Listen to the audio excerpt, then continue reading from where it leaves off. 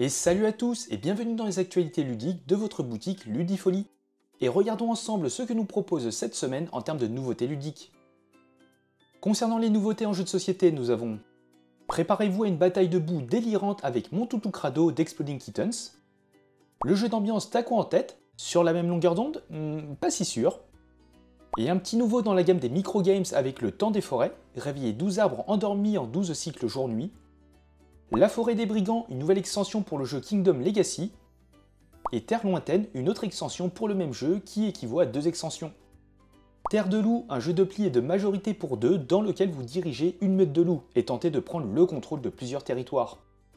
Tabriz, un jeu de pose ouvrier où vous tissez et vendez de luxueux tapis dans la ville marchande perse de Tabriz. Sleeping Gods Distant Skies Deluxe, une suite autonome qui se déroule dans le monde de Sleeping Gods avec un système d'exploration élargi. Concernant les JDR, il y a City of Mist, un JDR d'enquête et d'action sur des personnages ordinaires dotés des pouvoirs des mythes, légendes et contes du folklore. Retrouvez le guide du joueur. Et la boîte à outils de l'AMC qui contient tout ce dont vous avez besoin pour créer et faire jouer vos propres parties de City of Mist. Le jeu de rôle officiel Metro 2033 qui vous plonge dans un univers post-apocalyptique où chaque jour est une lutte acharnée.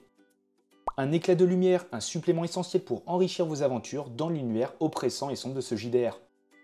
Ce deck d'événements de 67 cartes qui vous propose des rencontres, des dangers et des surprises qui viendront rythmer vos aventures.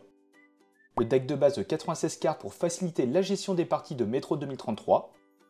Et l'écran qui contient toutes les informations utiles au meneur. Il est accompagné des pré-tirés, d'une carte du métro et d'un bloc de fiches de personnages. Et à propos des figurines est disponible.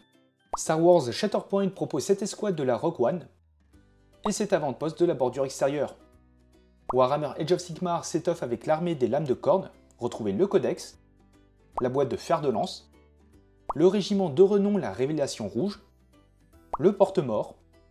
Du côté de l'armée des Caradron Overlords, vous avez le codex, la boîte de fer de lance, le régiment de renom, le Négalchimiste, les harponneurs Von Grimm et les Stratopontos Zontari.